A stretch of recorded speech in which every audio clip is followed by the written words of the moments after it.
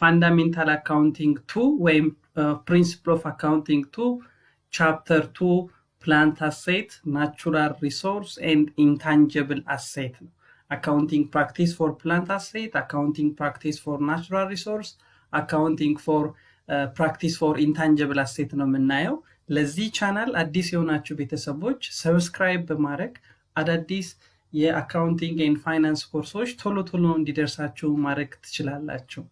ስለዚህ እንጀምር፣ ከፕላንት አሴት እንጀምር። ኦኬ፣ ፕላንት አሴት ማለት ምን ማለት ነው?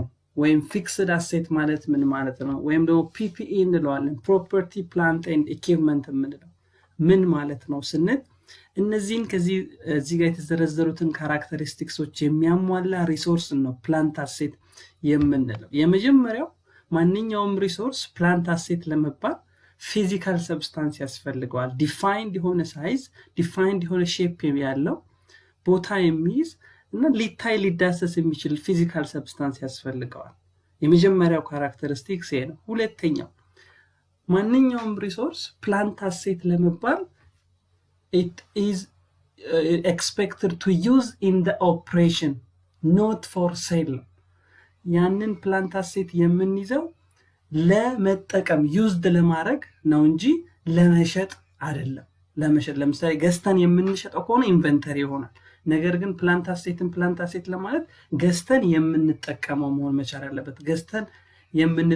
መሆን መቻል አለበት። ሁለተኛውና ሶስተኛው ደግሞ የመጨረሻው እዚህ ጋር ያልኳችሁ ነው are not intended for you sale ነው። ለመጠቀም ብቻ ነው ያዝነው፣ ልንሸጠው ያልያዝነው አሴት ነው። የመጨረሻው ደግሞ resources that they are expected to provide service to the companies for many of years, more than 1 year. Most of the time that resource, if they are give the service more than 1 year, ከአንድ ዓመት በላይ የሚሰጡን ከሆነ ወይም ለረጅም ጊዜ አገልግሎት የሚሰጡን ከሆነ ፕላንት አሴት ማለት እንችላለን ማለት። ስለዚህ እኚህ ሁሉንም ካራክተሪስቲክስ ያሟላን ሪሶርስ ነው ፕላንት አሴት የምንለው። ፊዚካል ሰብስታንስ ያለው፣ ለመጠቀም ያዝነው፣ ልንሸጠው ያልያዝነው እና ለረጅም ጊዜ ሊያገለግለን የሚችል ማለት ነው። ስለዚህ ፕላንት አሴት ስንል ፕሮፐርቲ፣ ፕላንት ኤንድ ፊክስድ አሴት የምንላቸው ኢኩዊፕመንት አለን፣ ፊክስድ አሴቶች አሉ። እነዚህን ሁሉ ያጠቃላል። ለምሳሌ ግን ጥቀሱ ልባል ፕላንት አሴት ላንድ ማለት እንችላለን፣ ኢኩዊፕመንት ማለት እንችላለን፣ ማሽነሪ፣ ቢልዲንግ፣ ሌሎች ተመሳሳይ ፊክስድ አሴቶችን መዘርዘር እንችላለን ማለት ነው። ኦኬ፣ the next topic is the initial cost of plant asset. How we can record at the time of we are purchasing those plant assets. ፕላንት አሴቶችን በምንገዛበት ጊዜ እንዴት ነው የምንመዘግባቸው? በምን መልኩ ነው የምንመዘግባቸው? ምን ያክል ብለን ነው የምንመዘግባቸው የሚለው ነገር መታወቅ አለበት። ስለዚህ ይህንን ለማወቅ ሁለት አይነት ፕሪንሲፕሎች አሉ። ሂስቶሪካል ኮስት ፕሪንሲፕል እና ፌር ቫልዩ ኮስት ፕሪንሲፕል አሉ። ሂስቶሪካል ኮስት ፕሪንሲፕል የሚለው ምንድነው? it required that the companies record plant asset at a cost, በተገዛበትና ከሱ ጋር ተያያዥ በሆኑ ወጪዎች ደምረን መመዝገብ እንችላለን ነው። ፌር ቫልዩ ፕሪንሲፕል ግን የሚለን ገበያ ላይ ባየሩና ሴለሩ ሊግባቡበት የሚችል አሁን ከረንትሊ ማርኬት ላይ ባለው ዋጋ መሰረት መመዝገብ አለበት ነው። እሱን ኔክስት ቪዲዮ ላይ ይዤላችሁ እመጣለሁ። ስለዚህ ኮስት ስንል የአንድ ፕላንት አሴት ኮስት ምንን ይይዛል? the cost of plant asset or the cost of fixed asset, it consists all expenditure necessary to acquire an asset and make it ready for it intended for use ነው። ስለዚህ የፕላንት አሴቱ ኮስት ወይም የፊክስድ አሴት ኮስት የሚያካትታቸው ማንኛውም አይነት ወጪ ናቸው ወይም ሁሉም አይነት ወጪዎች ለምን ይወጡ? አሴቱን አኳየር ለማድረግ፣ አሴቱን ለመግዛት ስንል ያወጣናቸውና አገልግሎት እንዲሰጥ ሬዲ እስከሚሆን ድረስ ያወጣናቸው ወጪዎች በሙሉ the cost of plant asset ይሆናሉ። ለምሳሌ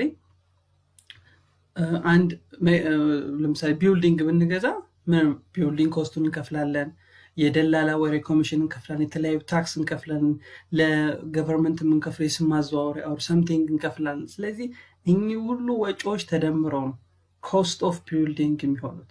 ለምሳሌ ኢኩዊፕመንት ብንገዛ የገዛንበት ዋጋ አለ፣ ትራንስፖርት ያደረግንበት ሴልስ ታክስ ከከፈልን ኦር የተለያየ ኮሚሽን ወይ ብሮከር ፊ ከከፈልን እነዚህ ሁሉ ተደምረው ነው የኢኩዊፕመንቱ ኮስት የሚሆነው። ስለዚህ ኮስት ኦፍ ፕላንት አሴት ስንል ማንኛውም አይነት ወጪ ያወጣናቸው ለምን አሴቱ የገዛነው አሴት ለስራ ብቁ እስከሚሆን ድረስ ሬዲ እስከሚሆን ድረስ ያወጣናቸው ወጪዎችን በመደመር የፕላንት አሴቱ ኮስት ማለት እንችላለን። ነገር ግን አሴቱ ሬዲ ከሆነ በኋላ የሚወጡ ወጪዎች የፕላንት አሴቱ ኮስት አይሆኑም ማለት ነው። ስፔሻል ኬዞች አሉ፣ እነሱን እናያለን። ለምሳሌ ላንድ ስንል it is one examples of plant asset or fixed asset። ስለዚህ ላንድ የላንድ ኮስት እንዲተርማይን ለማድረግ all necessary cost incurred in making land ready for it is intended use increased ዴቢት ላይ እንመዘግበዋለን በላንድ አካውንት። የገዛንበት በካሽ ከሆነ ካሽን ክሬዲት እናደርጋለን፣ በአካውንት ፔብል ከሆነ አካውንት ፔብልን ክሬዲት እናደርጋለን። ነገር ግን የላንድ ኮስት ውስጥ የሚካተቱት ምንድን ናቸው? እነዚህን ወጪዎች እዚህ የተዘረዘሩትን 5 ወጪዎች ስናወጣ ደምረን የላንድ ኮስት ማለት እንችላለን። the first one purchasing price። ለምሳሌ መሬቱን በ100 ሺህ ብር ከገዛ ነው ያ 100 ሺህ ብር ግዴታ የላንዱ ኮስት መሆን አለበት። ኦኬ። ሁለተኛው closing costs such as title or attorney's fees። ለምሳሌ ለጠበቃ ወይ ለስም ማዘዋወሪያ ኦር ለገቨርንመንት የተለያዩ ክፍያዎች የከፈልናቸው ክፍያዎች ካሉ ይህም የላንዱ ኮስት ውስጥ መግባት አለበት። and real estate broker commission or ለደላላ የከፈልነው መሬቱን ለመግዛት ስንል ለደላላ የከፈልነው ኮስትም የመሬቱ ኮስት መሆን አለበት። and accrued property tax and other lands are assumed to be the purchase ለምሳሌ ከፕሮፐርቲ ከገዛነው ላንድ ጋር ተያያዥ የሚከፈሉ ታክሶች ካሉ ሌሎች ክፍያዎች ካሉ ለእነሱም የከፈልነው ክፍያ ካለ ይሄም ምን ውስጥ መግባት አለበት? የላንዱ ኮስት ውስጥ መግባት አለበት። ሌላ የመጨረሻው ክሊሪንግ ሌቭሊንግ ኤንድ ዲሞሊሽንግ ኦፍ ዘ ኤግዚስቲንግ ስትራክቸር። ለምሳሌ መሬቱን ስንገዛው አሮጌ ቤት አለው። ስለዚህ አሮጌ ቤቱን ለማፍረስ የምናወጣው መሬቱን ሌቭል ለማድረግ ወይም የተገዛውን ቦታ ክሊር ለማድረግ የምናወጣቸው ወጪዎች በሙሉ የማን ወጪ ነው የሚሆኑት ማለት ነው? የላንዱ ወጪ ነው የሚሆኑት። ስለዚህ ላንድ ኮስቱ ላይ መደመር አለበት። ለምሳሌ በ100 ሺህ ብር ገዝተን ከሆነ ላንዱን 100 ሺህ ብር፣ የተለያየ ስም ማዘዋወሪያ 1 ሺህ ብር አውጥተን ከሆነ ሲደመር 1 ሺህ፣ ኮሚሽን 1 ሺህ ከፍለን ከሆነ ሲደመር 1 ሺህ፣ የተለያየ ታክስ 2 ሺህ ከፍለን ከሆነ ይሄን ሁሉ ደምረን መጨረሻ የላንዱ ኮስት 150 ሺህ ብር ነው ልንል እንችላለን። ስለዚህ ላንድ ኮስት ውስጥ የሚገቡት እነዚህ ናቸው ማለት ነው። ለምሳሌ ይሄንን ሎው ካምፓኒ አኳይሪንግ ላንድ አት ኤ ኮስት ፐርቼዚንግ ፕራይሱ ስንት ነው? መሬቱን የገዛንበት 2 ሚሊዮን ብር ነው የገዛው። then the property contain an old warehouse that is raised at a net cost of 60,000 ብር። ስንገዛው ያንን መሬት ግን አሮጌ መጋዘን አለው። ያንን መጋዘን ለኢሬዝ ለማድረግ ዲሞሊሽ ለማድረግ ለማጥፋት 75,000 ብር አውጥተናል። ነገር ግን ከፈራረሰው ምርት ደግሞ ስንሸጥ ሳልቬጅ ማቴሪያሉን ስንሸጥ ደግሞ ስንት ብር አግኝተናል? ለምሳሌ ብረት ሊሆን ይችላል፣ ቤቶች ስናፈርስ መስታወቶቹን፣ በሮቹን፣ የኤሌክትሪክ ቁሳቁሶቹን ሸጠን ደግሞ ስንት አግኝተናል? 15,000 አግኝተናል። ስለዚህ ኔት አሮጌውን ዌርሃውስ ለማጥፋት ለማፍረስ ያወጣነው ወጪ ኔቱ ስንት ነው? 60,000 ብር። ነገር ግን 75,000 ነበር ያፈረስነው። 15,000 ከሪዚጁዋል ማቴሪያል ያገኘነው ፕሮሲድ ስለሆነ ኔት ያወጣነው ወጪ ስንት ነው ማለት ነው? አሮጌውን ዌርሃውስ ለማፍረስ 60,000 ነው። and additional expenditure that are the attorney's fees ለተለያየ ለጠበቃ የከፈልነው ክፍያ 10,000 ያለን and the real estate broker commission ለደላላ ደግሞ መሬቱን ላገናኘን ለኮሚሽን ደግሞ የከፈልነው ስንት ብር አለ? 80,000 ብር አለ። ስለዚህ required determine the amount to be reported at the cost of land። የመሬቱ ዋጋ ስንት ነው? ለመሬቱ የወጣበት ወጪ ስንት ነው? ቀደም ምን ብለናል? ፕላንት አሴት any types of plant asset ኮስቱ purchasing ፕራይሱ ሲደመር ሌሎች ኮስቶች ኢንከር ያደረግናቸው ያወጣናቸው አሴቱ ሬዲ ቱ ዩዝ እስከሚሆን ድረስ። ስለዚህ አሁን ምን እናደርጋለን? ዲተርማይን the amount of land to be reported ነው የተጠየቅነው። purchasing ፕራይሱ ግዴታ ይገባል 2 ሚሊዮን ግድ ነው።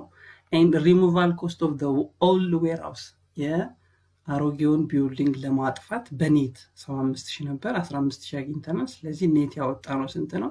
60,000 ብር ነው። ለጠበቃ የከፈልነው ስንት ነው? 10,000